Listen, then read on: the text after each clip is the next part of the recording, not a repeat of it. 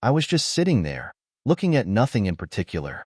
You might be wondering why I was just asked to be a cuckold for a week by my wife, Jane. My name is Mike, and I already knew the answer before Jane asked, but I was hoping she wasn't that naive. I needed to catch my breath, but I wanted to answer calmly first. As it happens, I have a history of making some pretty silly mistakes. I know I'm one, and I wear the title with pride. This all started about a week ago when we were at my sister's barbecue. There were 15 couples there, and there was plenty of wine and beer. The drinks were flowing freely, the atmosphere was good, and everyone was having a great time. Then someone yelled out, "Let's play truth or dare." Our host, my sister Barbara, kicked off the game by asking her husband Tim to take part in a dare. She asked him to give Karen a foot massage. Karen's husband, Jeff, just laughed and told him to wash his hands afterwards, as she had very hard and bad feet. While Tim was giving Karen a foot massage, Barbara asked her how things were going with the cuckolding. A few of the husbands, including me, looked like someone had spiked our drinks. Jeff messed up my head even more by answering. He said with no bitterness, "Karen has 3 lovers now and is looking for more." I was being myself, so I wanted to ask Jeff what the hell is wrong with you. I even wanted to slap him on the side of the head, but my wife's glance could melt Alaskan ice. I was just a visitor, so I took another beer and said nothing. Damn, where is Captain Morgan when you need him? I thought. Listening to this was going to be hard. I said I am an idiot, but I sat. After about 10 minutes of Jeff's story about how hot it was to see Karen being dumped, I got up and went to the bathroom. I spent about 20 minutes in there talking to myself. I had to speak softly because if I had raised my voice, people would have thought I was crazy. Once I'd calmed down a bit, I opened the bathroom door and there stood Barbara with her hands on her hips, looking at me like I'd ruined her barbecue. I said, "What's up, sis?" in my usual, somewhat irritating tone. Fashion said, "How can you be so mean?" I'm not sure I understand. I haven't done or said anything out of the ordinary. I told Jane I'd be good, and I have been. Barbara then told me that Jeff was showing his love for Karen by letting her do this after she finished exploring. She said that Karen and Jeff would be a stronger couple.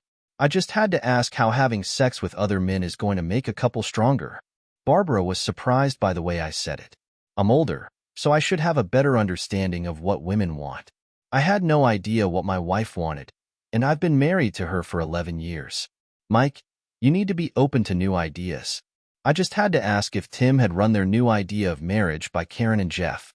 Barbara went on to tell me what was expected of a husband who had cheated. I had to ask her the same question twice because she was so passionate about it. Is your husband Tim on board with this? I asked him about it.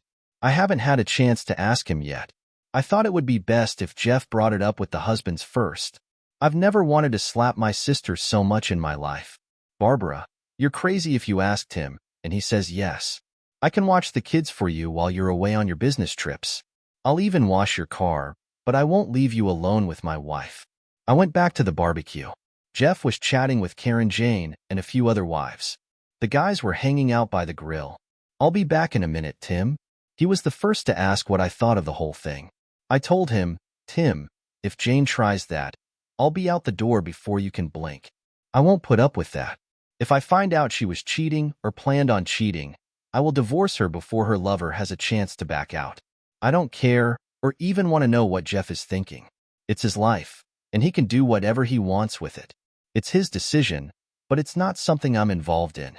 My outburst caught Jane's attention, and she came over to tell me it was time to go. We said our goodbyes to everyone and left. I live about 45 minutes from my sister, so I was in for a long drive right off the bat. Jane said, "You shouldn't judge a lifestyle until you've experienced it firsthand." I had to ask myself, do I want to start a fight now, or after I get some rest like I said? I made a mistake, so I decided to stay quiet until I got some rest on the whole drive home. Jane was going on and on about Jeff, so I wanted to pipe in and say something. If you keep going on about Jeff, you can marry him. When we arrived at the house, Jane started rubbing my leg. She said, "Oh, here comes the real makeout session." She said she'd get us both together again in the morning. Overall, it was a good night. She was pretty intimate with me for about a week, at least twice a day. On the 8th day, she began a campaign. "Mike, I'd like to talk to you without it getting personal." I said, "Sweetie, After the week you just gave me, we can talk about anything, and I will even listen. She looked a little worried, but she started with the usual. Mike, you know I appreciate you. I love you more and more each day, but I think we need to liven up our romance. Now, as usual, my inner voice started racing. Mike, just wait until I'm done before you say anything. Jane, you never let me get my side of the story in before you say no.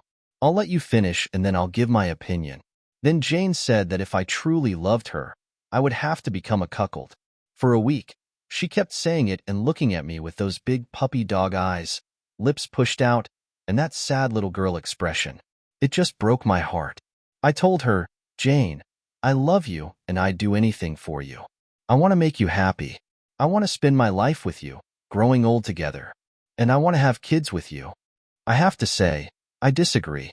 If you're looking for a cuckold, you might want to consider moving to Canada. I got up and left the room. I popped by Angel's, my favorite sports bar. The bartender's Kevin. He makes a mean Long Island iced tea. Kevin, could you start me a tab? I'll have a beer and a Long Island iced tea, please.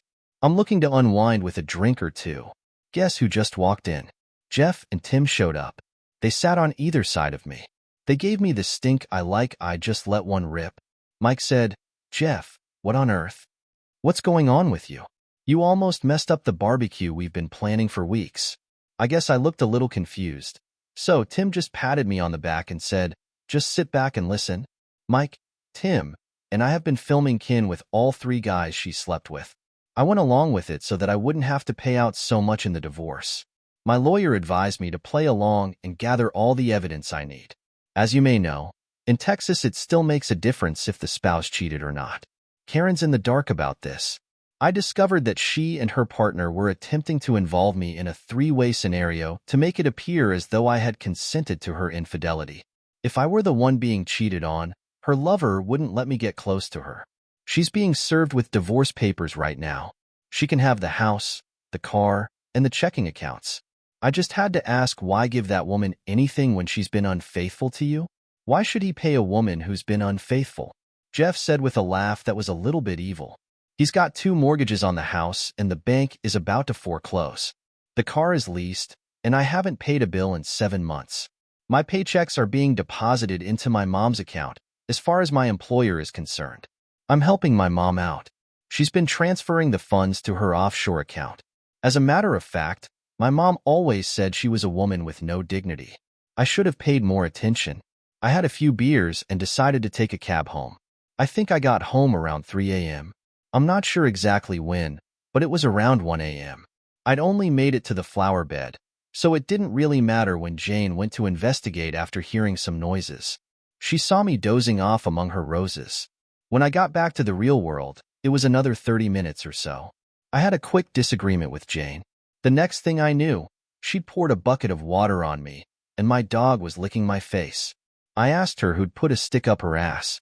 Jane looked at Mike and asked, Did you know? I'm sorry, I don't understand what you mean. I heard that Karen was served with divorce papers and an eviction notice last night. I replied, Good for her. Now she can have whoever she wants. So you were aware, Jane said. Oh my goodness. I didn't find out until I ran into Jeff and Tim last night. I asked, What's her plan now? I recognized that look. Mike, she's looking for a place to stay for about a week. Mike, I really hope you can help. She could really use some help. She's lost a lot. I said, Okay, but I'm not sure how she and Spike are both going to fit in the doghouse. Mike, that's not funny. She could really use our help. I muttered to myself, She needs. I let Karen use the spare room at the end of the day.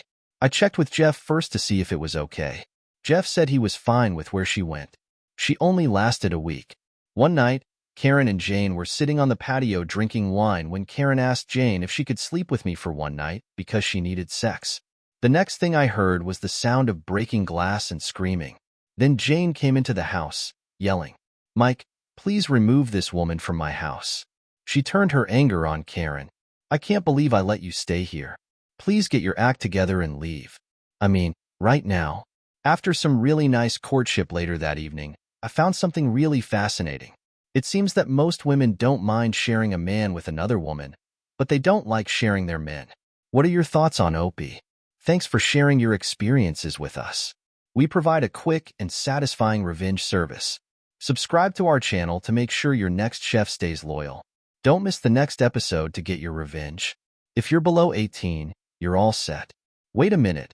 This isn't for the faint of heart. I'm sorry to hear that.